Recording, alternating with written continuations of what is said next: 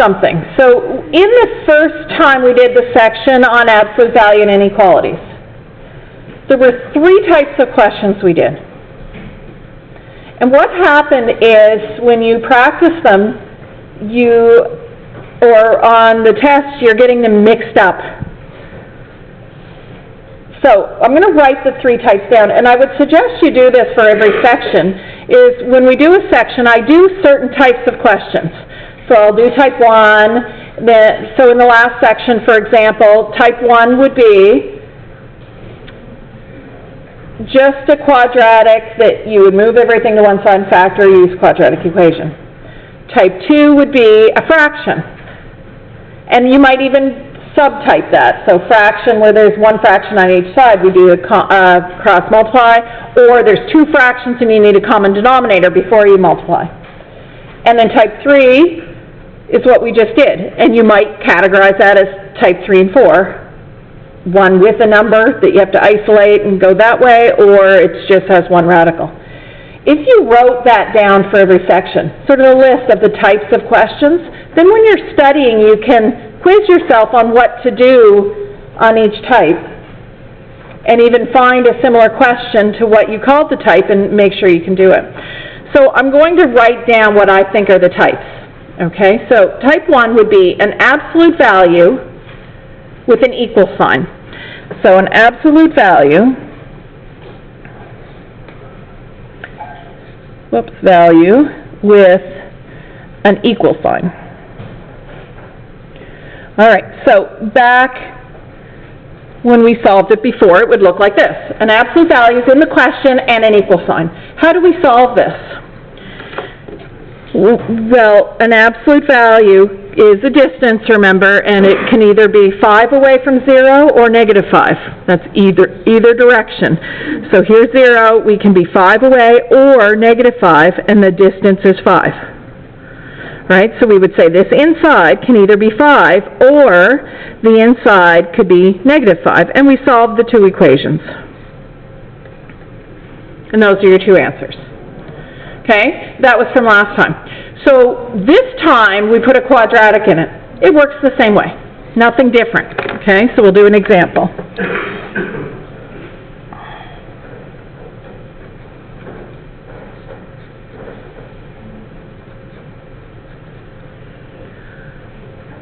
Okay, so still a distance, still the same idea. You take the inside of that bracket, and it can be equal to positive 1, or the inside of that bracket is equal to negative 1. And they're both quadratics, so to solve a quadratic, you move everything to one side and either factor or use a quadratic equation. So there's 2 of these to solve. So the first one, bring the 1 over. Difference of squares.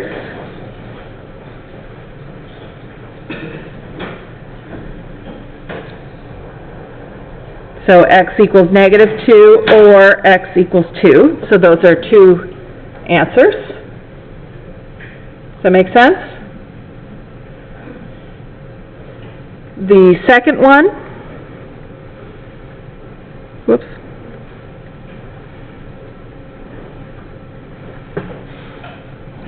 Difference of squares.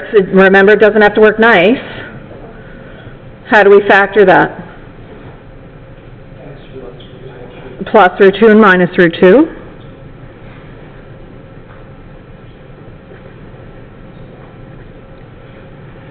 So x equals minus root 2 or x equals plus root 2. And they're all going to work as long as you set it up, because there's no restrictions on an absolute value. The domain is all real numbers. Anything you get will work. You can check it to be sure that it equals 1, but it's not needed. So how many answers does this have? 4 possible answers. So stick an or in between or a bunch of commas. How else could we write it? X equals plus or minus 2 or plus or minus root 2. Could write it that way. Okay, or you could list all 4 of them.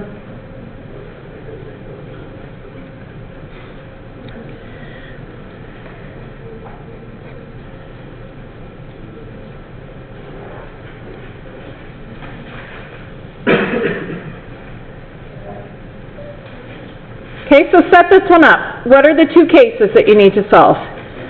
So set them up.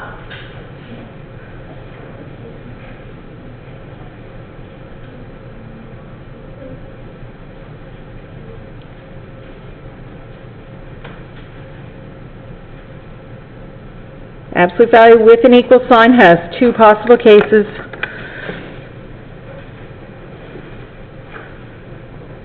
Did you put an or in between? Add that in, because that it's equal to 1 or that it is equal to -1. And then solve them. So to solve these, you bring everything to one side. Does this factor? Well, the only options are 1 and 1. Does it work? So I want them to subtract to give 2. It won't work, will it? I mean, if I put, so to multiply to give -1, I need 1 plus and minus, but that gives 0. That's the difference of squares. This doesn't factor. So what do we do if it doesn't factor? Quadratic equation.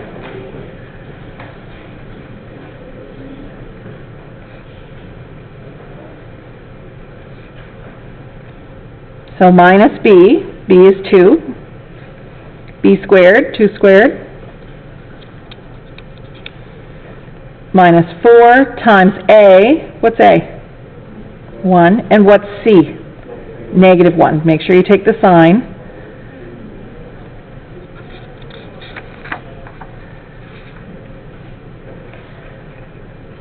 All right, what do we have here? 2 squared is 4, plus 4 is 8. Okay, how do we simplify? So you say to yourself, does 8 break up to factors that one of them we can take the square root of? Yeah, what are the factors of 8 that would be useful here? 4 and 2. Okay, so let's say root 8 is 4 times 2. We can do square root of 4, but we can't do square root of 2. So 8 is 2 root 2.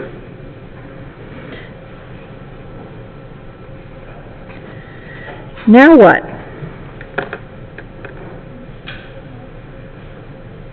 Do you see they all have a 2?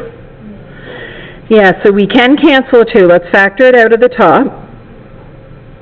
Let's just take a 2, because we want to cancel it with the 2. So what would we have left here? -2 divided by 2? -1. 2 would cancel, just the root 2 left. And these cancel. Okay, so we'll continue this on the next page. So the first solution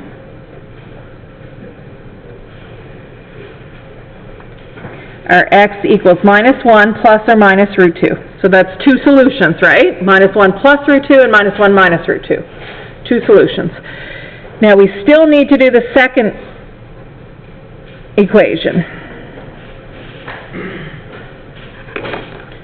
which was x squared plus 2x equals -1. You might have room if you had gone under. I had to go over. Right? So these were our two equations. That's the one we solved, and we still need to solve that second one. Same idea. So x squared plus 2x plus 1. And then you say, does this one factor? Yeah, this one does factor, so we don't need to use quadratic equation. This would be +1 and +1. They do add to +2. That's, what's this called when we get the same two factors? Perfect square, which means we only have one answer, -1 instead of 2. Okay, so how many solutions does this absolute value with an equal sign have?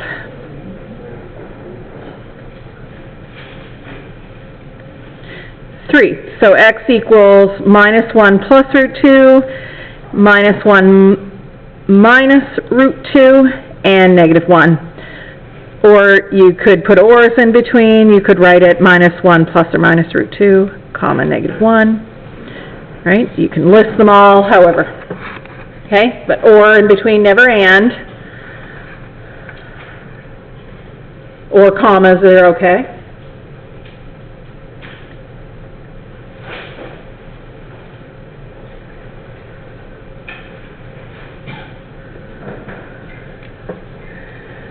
One more example of this type.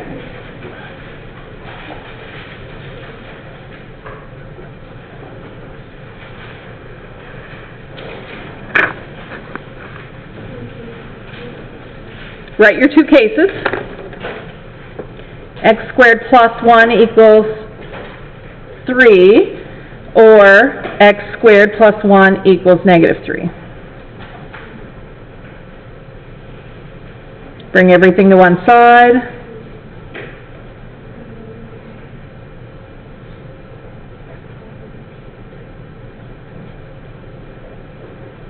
We already did this one earlier. How does this factor? Plus root 2 minus root 2?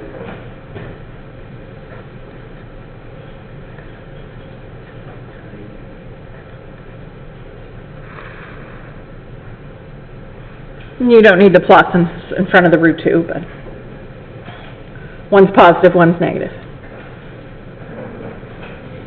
The other side?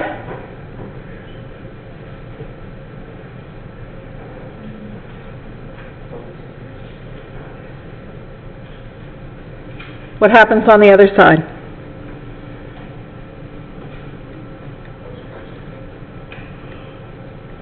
What's this one called? Sum of squares. And what does it mean when we have sum of squares? Nothing, no solution. Okay. So no one asked me a certain thing yet, and I've avoided talking about it, so now is the time. I don't know if anyone thought of it and just didn't ask, but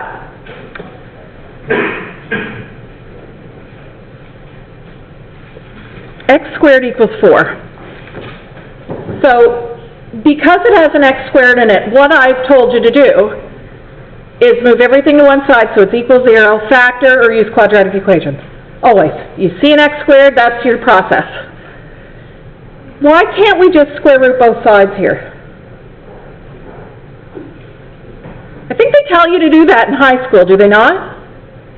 But what happens when you do that?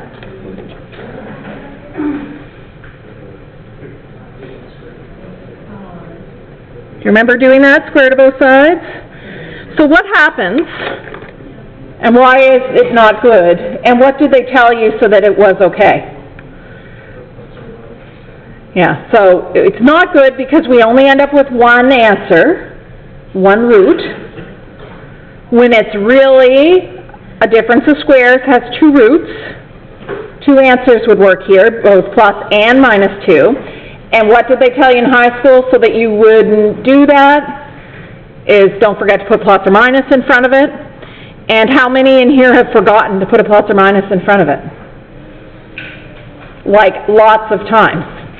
So when I teach it and say difference of squares or sum of squares, all I'm doing is avoiding that whole you have to remember or memorize something to do that's not intuitive, right? Adding in a plus or minus when you are taking the square to both sides is something you would just have to memorize. But if you don't do it that way ever, you say, okay, I've got a quadratic, I move everything to one side and I either factor or use quadratic equation, you won't forget that plus or minus because you're factoring it.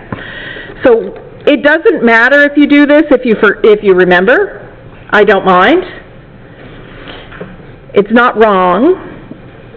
But this way you say, okay, that's difference of squares, and you get your plus or minus, and you won't forget them. Okay, so that was the same thing. The difference of squares is the same as square rooting both sides and remembering to put plus or minus. What about sum of squares? What if we tried to solve it this way? What happens? Move the 4 over. Right, and then when you take the square root of both sides, that doesn't work, and you say there's no solution. Right, so that one doesn't factor, but it doesn't have a solution. That's why it doesn't break down further. And that's why I showed you the difference of squares, even if the number doesn't work out to a square, is so that you would never forget that plus or minus. So that one that we did that was like x squared minus 2, or you could have anything, minus 5, you could solve it by putting the 5 and doing the square root of both sides and remembering to put the plus or minus. Or you could say, this is a quadratic, it has a squared, move everything to one side, difference of squares,